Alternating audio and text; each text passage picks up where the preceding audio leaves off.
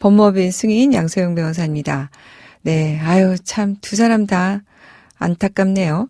1심 재판부는 모욕 혐의로 70대에게 벌금 50만 원을 선고를 했습니다. 여기에 대해서 70대는 모욕죄는 성립하려면 공연성이 있어야 되는데 나는 공연성이 없다면서 항소를 했고요. 자, 항소심 재판부는 어떻게 봤을까요? 네, 70대의 항소를 기각하고 그에게 벌금을 선고한 원심 판결을 유지했습니다. 네, 이걸 들으시는 분들도 좀 궁금하실 것 같은데요. 자, 사건 당시 상황이 이렇습니다. 편의점 문이 열려 있었고 욕설과 삿대질 이후에 남자 손님이 편의점 안으로 들어와 있었다고 하네요. 그리고 또 밖에는 어린이들이 있었습니다. 자, 그러다 보니까 둘만 있었던 경우가 아니라 이렇게 여러 사람이 있었기 때문에 공연성이 있다 이렇게 봤습니다.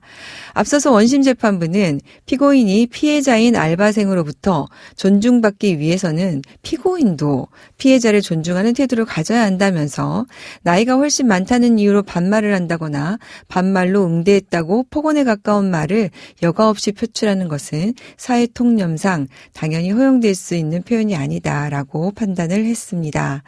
네. 그렇겠죠. 우리가 이제 나이는 숫자에 불과하다고 하는데 여러모로 받아들일 수 있지만요. 이럴 경우에도 그럴 것 같아요. 내가 나이가 많다고 나이 어린 사람에게 막 이렇게 하대하고 막말하는 것은 안 되겠죠. 자, 쌍방 간의 법정 다툼으로 이어질 만큼 사회적 문제가 되고 있는 반말 갈등, 여러분들은 어떻게 생각하세요? 세상의 모든 고민을 풀어드립니다. 양소영 변호사의 상담소. 화나고 답답하고 억울한 당신의 법률 고민 함께 풀어볼게요.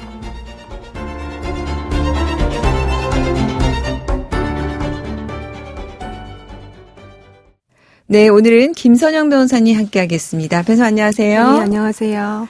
오늘 준비된 사연 만나보고요. 또 친절한 상담 기대해 보겠습니다.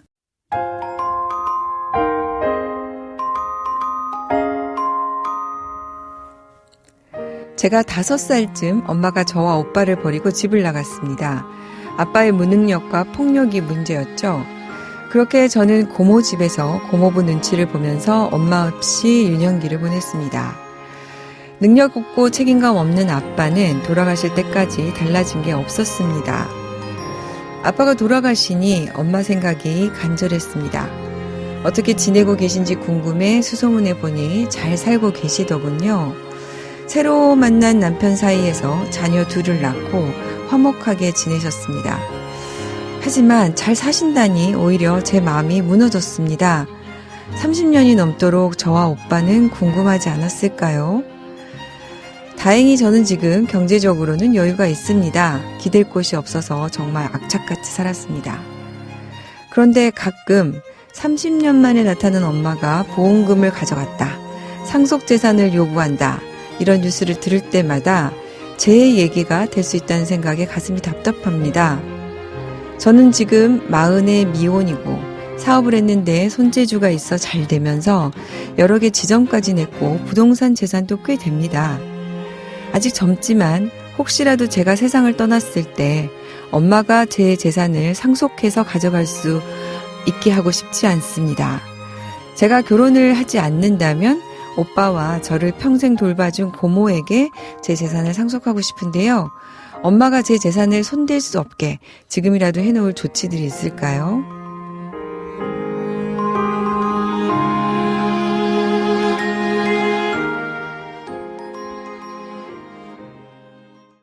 네, 사연을 읽는 동안 마음이 좀 아팠어요. 5살쯤에 엄마가 버리고 떠났고 고모부 눈치를 보면서 유년기를 보냈다고 하니까 정말 너무 가슴이 아픈데, 그래서 우리 사연자분의 마음이 정말 이해가 갑니다.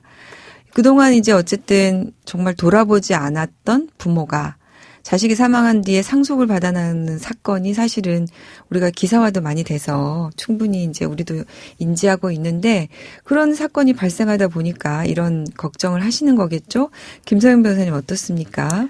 네, 이런 문제가 우리 민법이 상속인이라도 상속을 받을 수 없는 이제 상속 결격 사유에 대해서 아주 제한적으로 명시를 하고 있어서 이런 문제가 왕왕 발생하긴 합니다. 그러게요. 그래서 그 상속 결격 사유를 보면 일단 고의로 직계 존속 피상속인 그 배우자 또는 상속의 선순위 또는 동순위에 있는 사람을 살해하거나 살해하려고 한 자, 그리고 상해를 가해서 사망에 이르게 한 자, 그리고 사기 강박으로 피상속인의 상속에 관한 유언 또는 유언의 철회를 방해하거나 또는 그 사기 강박으로 유언을 하게 한 자, 그리고 그 유언서를 위조 또는 변조, 파기, 은닉한 자에 한해서 상속인이 되지 못한다고 정의를 하고 있습니다. 그러게요. 그러니까 이렇게 부양의 의무를 저버리는 경우는 상속 결격이 안 되니까 예, 이런 그렇습니다. 문제가 발생을 하는 거죠. 그래서 이 사안처럼 엄마나 이제 아빠가 자녀들을 버리고 소위 가출을 해서 양육을 하지 않더라도 그 자녀가 이제 결혼을 하지 않고 사망을 하는 경우에는 이제 가출한 직계 존속, 즉 이제 부모가 가장 선순위 상속인이 되어서 상속 재산을 받아갈 수 있는 것으로 이제 되는 경우가 있습니다. 그러면은 지금 만약에 우리 사연자분이 계속해서 결혼을 하지 않고 사망을 한다면 어머니가 1순위가 됩니까? 네, 그렇게 됩니다. 네. 1순위는 원래는 이제 망인의 자녀하고 배우자, 그 다음이 이제 직계 존속, 그리고 그 다음이 이제 형제 자매라서 그러게요. 일단 뭐 배우자하고 자녀가 없으시니까 그 다음에는 부모가 상속인이 돼서 어머니가 선순위 상속인이 됩니다. 그러니까 지금 우리 사연자분은 지금 오빠와 고모에게 상속을 하고 싶은데 네. 그들은 순위도 이제 들어갈 수가 없다 보니까 이제 이런 문제가 발생합니다. 그래서 이제 구하라법이 소위 이제 우리가 구하라법이라고 얘기를 하는데 그런 법이 만들어진 건데요. 예, 아직까지는 좀 반쪽짜리 법안인 것 같습니다.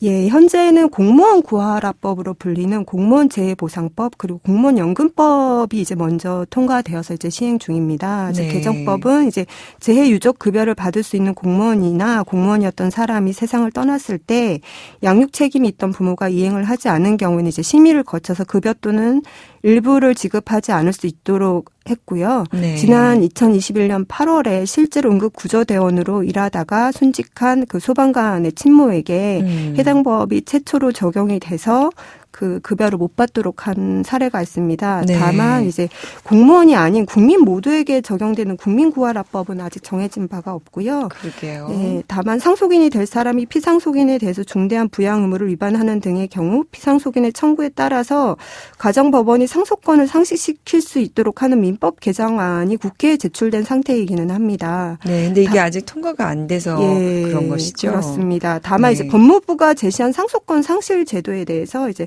본인 사망 전 그리고 양육하지 않은 파렴치한 부모를 상대로 재판을 청구해서 소송을 해야 되고 네. 유가족도 소송을 할 수 있지만 사망 후 6개월 이내에만 가능해서 이러한 자신을 돌보지 않은 부모에 대해서 소송을 걸어야 하는 것이 2차 가해가 되기도 하고 이런 시간적 제한 즉 이러한 제도적 보완이 필요하다는 이유로 국회에서 통과되지 못한 것으로 알고 있습니다. 그렇군요. 사연자 질문으로 좀 돌아가 볼까요? 김상현 변호사님. 그러면 네. 지금 사연자분이 지금 40으로 아직 젊은데요. 지금 해놓을 수 있는 조치가 있을까요? 이렇게 질문을 주셨어요. 네. 일부 미리 이제 증여를 하실 수 있으면 증여를 하실 수도 있고요. 다만 네. 이제 상속으로 하시려면 상속은 유언자 유언에 따르는 것이 원칙이라서 친모를 제외한 다른 가족 즉 사연자를 돌봐준 오빠 그리고 고모에게 재산을 유증하는 방법으로 유언을 해두시는 것도 좋을 것 같습니다. 다만 네. 다만 이제 민법 제1060조가 유언은 이제 그 법에 의한 방식에 의하지 않으면 이제 효력이 생기지 안 한다고 이제 정하고 있어서 그 유언의 그 자필 유언이나 공정증서에 의한 유언, 녹음 비밀증서, 구수증서에 의한 5가지가 있는데요.